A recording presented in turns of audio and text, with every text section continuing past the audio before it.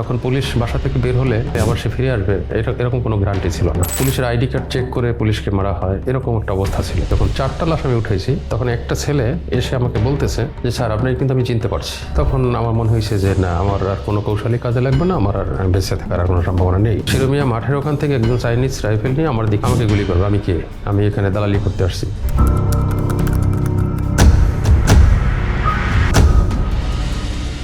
সেদিন ছিল 6 আগস্ট 2024। আমি আমার নিজের বাসায় ছিলাম না, শঙ্করে আমার এক আত্মীয়র বাসায় ছিলাম। তখন আমার কাছে ফোন আসে, যাত্রাবাড়ি থানার সামনে পুলিশের অনেক লাশ পড়ে আছে, এই লাশ আনার জন্য রাজারবাগ থেকে আমাদের যে বিক্ষুব্ধ ফোর্সরা ছিল, পুলিশ সদস্যরা ছিল, তারা অস্ত্রাগার থেকে অস্ত্র নিয়ে গুলি নিয়ে প্রস্তুতি নিচ্ছে যে তারা যাবে যাত্রাবাড়ি থানার সামনে লাশ আনতে। তখন ওই সাব ইন্সপেক্টর আমাকে বলল যে আপনি যদি যে এরা যদি পুলিশ যদি আমাদের বিক্ষুব্ধ ফোর্সরা যদি ওখানে যায়, জীবন অবাক না করলে কে করবে? 28% মিল্ক ফ্যাটের অবাক করার সাথে ফ্রেশ মিল্ক পাউডার। জীবন অবাক করুক প্রতিদিন। তাহলে ওখানে নিশ্চিত একটা সংঘর্ষ হবে সাধারণ মানুষের সাথে, এবং এই সংঘর্ষটা সারা দেশে ছড়িয়ে পড়বে। এবং তখন যেহেতু সরকার নেই, পুলিশের কমান্ড নেই, এটা আসলে কন্ট্রোল করার মতো কেউ নেই। তখন আমি তাকে বললাম যে আমি তো ডিপার্টমেন্টের একজন ইন্সপেক্টর, আমি চাকরি করি সিআইডিতে, এখন আমি বাসায় আছি, তা আমাকে আপনি ফোন করলেন কেন? তখন সে বলল স্যার অনেককেই ফোন করছি, ফোন ধরে না, তো আপনি যেহেতু ধরছেন, তো আমি জানি যে আপনি একটা আইডিয়া বের করতে পারবেন। তখন আমি বললাম যে ঠিক আছে, তাহলে আপনি কি আমার সাথে যাবেন? তখন সে বলল স্যার যাব। তখন আমি বাসা থেকে এক প্রকার বিদায় নিয়ে 2 রাকাত নামাজ পড়ে আমি বের হইলাম। কারণ তখন পুলিশ বাসা থেকে বের হলে কোনো কাজে বের হলে আবার সে ফিরে আসবে এরকম কোনো গ্যারান্টি ছিল না। তো পুলিশের আইডি কার্ড চেক করে পুলিশকে মারা হয়, এরকম একটা অবস্থা ছিল। তো আমি আমার আইডি কার্ডটা নিয়ে বের হয়েছি এই কারণেই যে তখন যে সেনাবাহিনী ছিল, সেনাবাহিনী যদি আমাকে ধরে আমি যেন অন্তত বলতে পারি যে আমি একজন পুলিশ সদস্য, এবং আমার আইডি কার্ডটা দেখানোর জন্য। এটা আমার জুতার ভিতরে, মোজার ভিতরে ছিল, যাতে কেউ সহজে খুঁজে না পায় আর কি।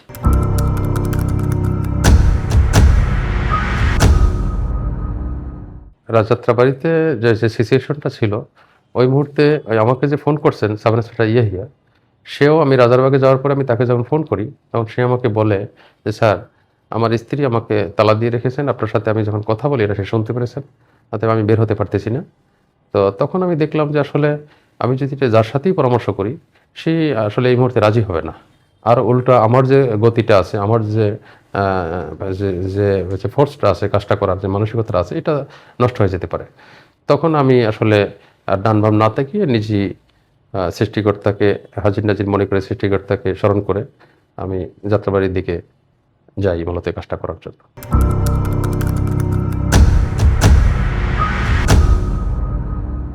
আমি ওখানে গিয়ে যে মোটরসাইকেলটা, আমার একটা হেলমেট পরা ছিল, মোটরসাইকেলটা পাশে রেখে আমি ওই লাশ সেখানে গেলাম। তো গিয়ে দেখি যে এক এক জায়গায় একটা লাশ, একটা এখানে 200-300 মিটার পরে আরেকটা, তো এরকম অনেক ডিস্টেন্সে এক একটা লাশ।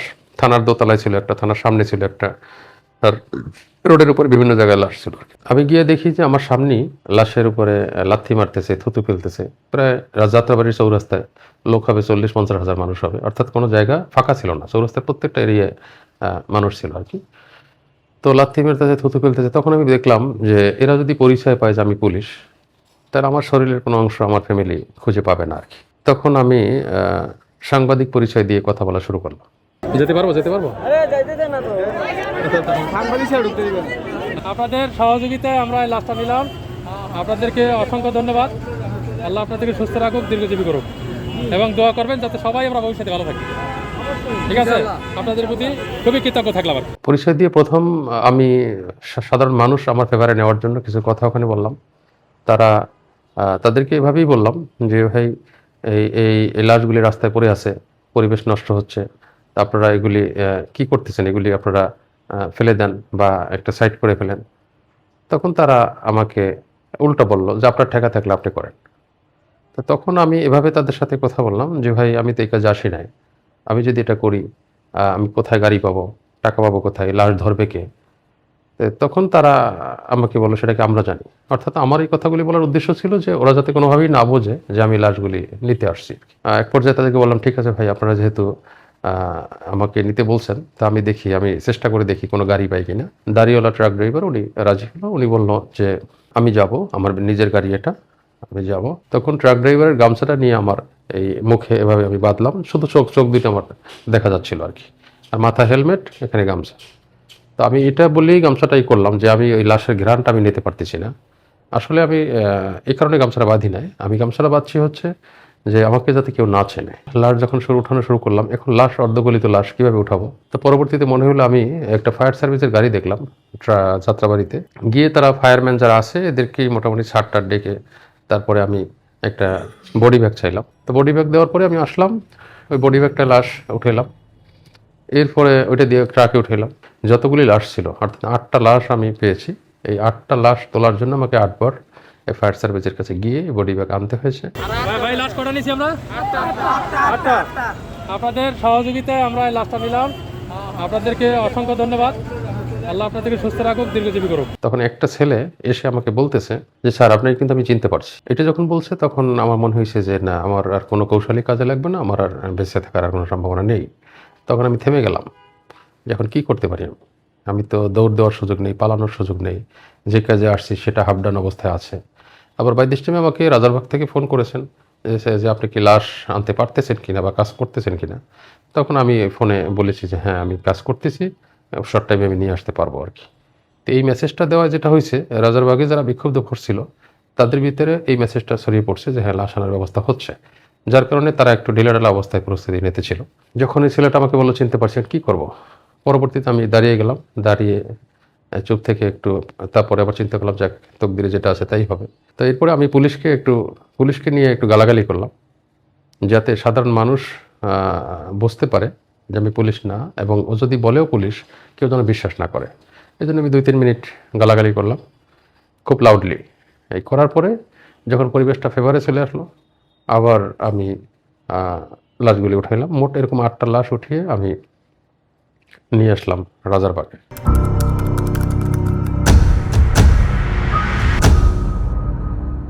যখন যাত্রাবাড়ি থেকে লাশটা নিয়ে আসি, আমার যাওয়ার কথা ছিল ঢাকা মেডিকেলে, কিন্তু মাঝপথে আমি আবার ট্রাক ড্রাইভারকে বললাম যে ঢাকা মেডিকেলে এই মুহূর্তে নাকি রিসিভ করবে না লাশ, তাহলে আমরা রাজারবাগে গিয়ে দেখি রাজারবাগে কী অবস্থা, ওখানে কোনো হেল্প পাওয়া যায় কিনা। এরকম করে আমি রাজারবাগে তাকে কৌশলে নিয়ে আসি, যাতে সে বুঝতে না পারে যে আমি পুলিশ।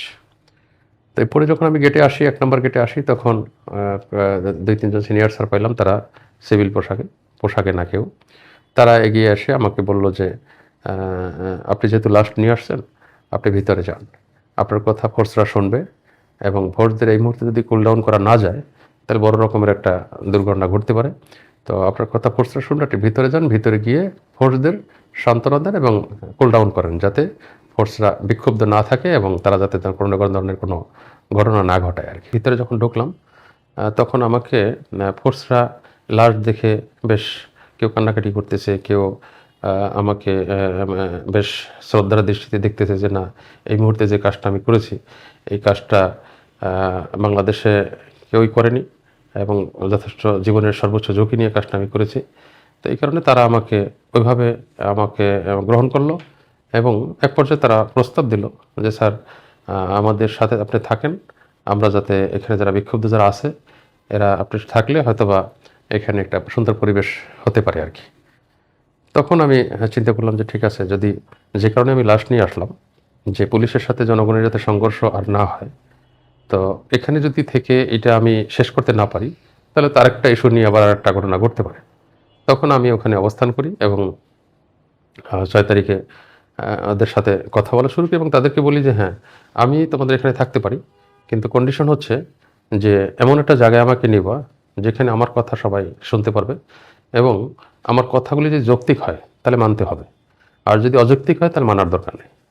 তখন আমার সাথে তারা এগ্রি করলো। আমাকে তারা শিরোমিয়া অডিটোরিয়ামে নিয়ে যায়। শিরোমিয়া অডিটোরিয়ামে ওখানে মাইক আছে, কথা বললে ব্যারাক থেকে শুরু করে সবাই শোনে। এই কথা বলাকালীন সময় কিছু বিক্ষুব্ধ সবাই তো আসলে আমাকে বুঝতে পারতেছিল না। মাঠ থেকে, শিরোমিয়া মাঠের ওখান থেকে একজন চাইনিজ রাইফেল নিয়ে আমার দিকে দৌড় দিয়েছে, আমাকে গুলি করবে। আমি কে? আমি এখানে দালালি করতে আসছি, আমার লক্ষ্য কী? আমি কেন সবাইকে শান্ত থাকার জন্য বলি, কেন দেশের জন্য আমাদের সবার আসলে কাজ করা উচিত, এ সমস্ত কথা বলি। এ কারণে একজন আমাকে অস্ত্র নিয়ে যখন আমার দিকে ধাওয়া করতে দৌড় দিচ্ছিল, তখন আমার পাশে ম্যাক্সিমাম ফোর্স আবার আমাকে যেহেতু বুঝতে পারছে, তো তারা আবার এগিয়ে গিয়ে তারাও আবার এটাকে মানে প্রতিহত করেছেন, বলেছেন যে তুই যদি একটা গুলি করো তোকে আবার 10টা গুলি করবো। এরকম করে আসলে তারা ওই মুহূর্তে ধাওয়া পাল্টার মধ্যে আমাকে অবস্থান করতে হয়েছে। হ্যাঁ, যখন ধাওয়া পাল্টা ধাওয়া, তখন আমি আমার ছোট ভাই তাকে আমি এখানে নিলাম আপন ছোট ভাই, তাকে আমার পাশে বসাইলাম, সেও পুলিশ সদস্য, পাশে বসাইলাম এই কারণে যে আমার যে আপন ছোট ভাই এটা তো ওখানে রাজারবাগে যারা আছে এরা জানে না, কিন্তু আমি মাঝে মাঝে উঠে গেলে আমার অ্যাবসেন্সে আমাকে নিয়ে কি কথা বলে এরা, কোনো পরিকল্পনা করতেছে কিনা, তো সেই বিষয়টা বোঝার জন্য আমার এই ছোটো ভাইকে নিয়ে বসাইলাম। সে এদের সাথে মিশে গেল এবং এদের সাথে কথাবার্তা বলতো। তো আমি মাঝে মাঝে উঠে যেতাম এবং তার কাছ থেকে যে তথ্য পেতাম সেটা নিয়ে আমি পরবর্তীতে আমি পরবর্তী পদক্ষেপ নিয়ে নিজেদের অবস্থানটা নিরাপদ করার জন্য যথেষ্ট সহায়ক হয়েছে এটা। এক পর্যায়ে সারা বাংলাদেশের পুলিশ সদস্য যারা ছিল পুলিশ লাইনে, তারা অনলাইনে ছিল আমাদের সাথে। আমরা পরে যখন রাষ্ট্রের পক্ষ দিয়ে সরকার গঠন হলো, আমাদের আইজিপি স্যার নিয়োগ হলো, আর তারপরে ডিউটিতে নামার জন্য সবাই নির্দেশনা আসলো, কিন্তু ফোর্সরা আসলে শঙ্কায় ছিল যে আমরা এখন ডিউটিতে গেলে এখনও আইডি কার্ড চেক করে পুলিশদেরকে অ্যাটাক করা হয়। তা আমরা ডিউটিতে গেলে আমাদেরকে যদি সাধারণ মানুষ অ্যাটাক করে তখন আমরা কি করব? তো তখন আসলে এই প্রশ্নটা যখন আমাকে করে, আমি যখন বলি ডিউটিতে নামার জন্য, তখন এই প্রশ্নটা তারা করে। তা আমি নিজে মাঠে চলে গেলাম রাত 2টা-3টার দিকে। ঢাকা শহরে যারা লাঠি নিয়ে ডিউটি করতেছিল এই মানুষগুলির সাথে কথা বললাম, সাধারণ মানুষের সাথে কথা বললাম এবং ভিডিও করলাম। ওখানেও আসলে প্রথম সাংবাদিক পরিচয় দিয়ে আমি কথা বললাম। যখন পরিবেশটা আমার ফেভারে আসলো, এক পর্যায়ে আমি বললাম যে ভাই, আমি পুলিশ সদস্য, তো আমি জানতে আসছি আসলে যে কালকে যদি পুলিশ ডিউটিতে আসে আপনাদের ভূমিকা কি থাকবে। তখন সাধারণ মানুষ বলতেছে যে দেখেন, সব পুলিশ অপরাধী না এবং পুলিশ ছাড়া দেশ চালানো সম্ভব না। আমরা যারা ডিউটি করতেছি আমরা অলরেডি ক্লান্ত, আমাদের কোনো ধরনের কোনো কাজই আমরা আর করতে পারতেছি না।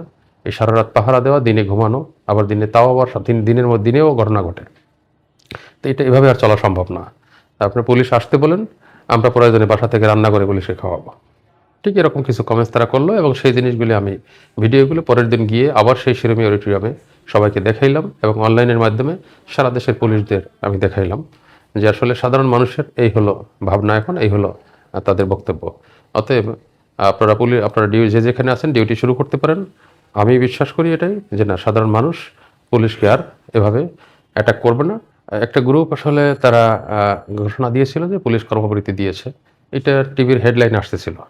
তখন আমি যখন এটা দেখলাম, তখন আমি দেখলাম যে না, কর্মবিরতি দিয়েছে এটা যদি এস্টাবলিশড হয় তাহলে বাংলাদেশ পুলিশের বিধানে এটা নেই এবং যারা খারাপ মানুষ যারা আছেন এরা আরও সংগঠিত হয়ে এই বাংলাদেশের এই প্রত্যেকটা মার্কেটে, জুয়েলারিতে, ভালো ভালো বাসাবাড়িতে সব জায়গায় ঢুকে যাবে। যারা বিশেষ করে ডাকাত, ছিনতাইকারী, কিশোর গ্যাং, মাদক ব্যবসায়ী, এরা সব জায়গায় ঢুকে যাবে। তখন বাংলাদেশ পুলিশের পক্ষ দিয়ে আসলে প্রকৃত বিষয়টা নিয়ে একটু কথা বলা জরুরি। তখন আমি বিবৃতিটা দিয়েছিলাম যে বাংলাদেশ পুলিশ কর্মবিরতি দেয়নি, তারা জাস্ট নিরাপদে অবস্থান করতেছে এবং যে কোনো সময় কাজের পরিবেশ হলে তারা কাজে ফিরে আসবে। যারা ব্যারাকে অবস্থান করতেছে তারাও শঙ্কিত, তারা কালকেরই ডিউটিতে যেতে চায়। আচ্ছা, আমরা না মরতা ফিরতি কর্মবৃত্তি করি নাই, না আমরা কেন পিকনিক করতে পাইছি? আপনি কে? আচ্ছা, আমি পুলিশ সদস্য, আচ্ছা। আমাদের অনেক ফোর্স আছে যারা চাচ্ছিল যে হ্যাঁ আমি বলি যে পুলিশ আন্দোলন করতেছে, পুলিশ কর্মবিরতি দিয়েছে, এটা আমি বলি। তো আসলে আমি যেহেতু বাসা থেকেই নেমেছি বিদায় নিয়ে, তো এরকম আসলে আমার নিজের জীবনে কি হবে কি হবে না এটা নিয়ে আমি ভেবে কখনোই কথা বলি নাই। আমি কথা বলেছি যে দেশের ভালো কি হবে, ডিপার্টমেন্টের ভালো কি হবে, এটা ছিল আমার মূল লক্ষ্য। সেটা আমি বলে গেছি। আমার উপর থেকে, আমার পিছন থেকে যাই আসুক সেটা নিয়ে আমি আসলে, আমার মাথায় এই ভাবনাটা তখন ছিল না। এই ভাবনা থাকলে আমি আসলে কাজটা শুরুও করতে পারতাম না, শেষও করতে পারতাম না।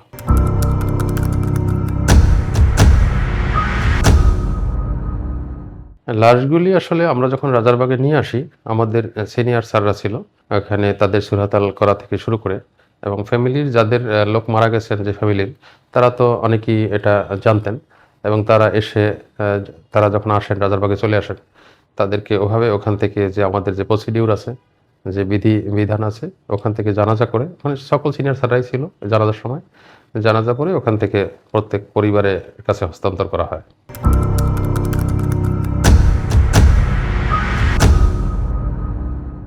আসলে দেশের যখন একটা জাতির যখন ক্রাইসিস মুহূর্ত হয়, তখন দেশপ্রেমিক মানুষ যারা তারা যার যার জায়গা থেকে আসলে এগিয়ে আসে, এটাই স্বাভাবিক। তো সেরকমই হয়তো অনেকে এগিয়ে আসছে। তো আমার প্রেরণাটা বেসিক্যালি যে আমার কাছে যেটা মনে হলো যে এই দেশ আমাদের সকলের। যদি দেশ ঠিক থাকে তাহলে এ দেশের যে যেটা করতে পারবে, বাট দেশটাই যদি ধ্বংস হয়ে যায় তখন তো আমাদের আসলে আর কোথাও যাওয়ার জায়গা নেই, জায়গা থাকবে না। তো যার কারণে দেশটা আগে ঠিক রাখতে হবে। এই লক্ষ্যেই মূলত ফ্যামিলির দিকে না তাকিয়ে, নিজের জীবনের দিকে না তাকিয়ে তখন বাসা থেকে একদম সব কিছু জেনে শুনি বের হওয়া, মূলত এই লক্ষ্যেই যে দেশ মাতৃকাকে নিরাপদ করা, দেশের মানুষকে নিরাপদ করা, বাংলাদেশ পুলিশকে নিরাপদ করা, এটাই ছিল আমাদের মূল লক্ষ্য।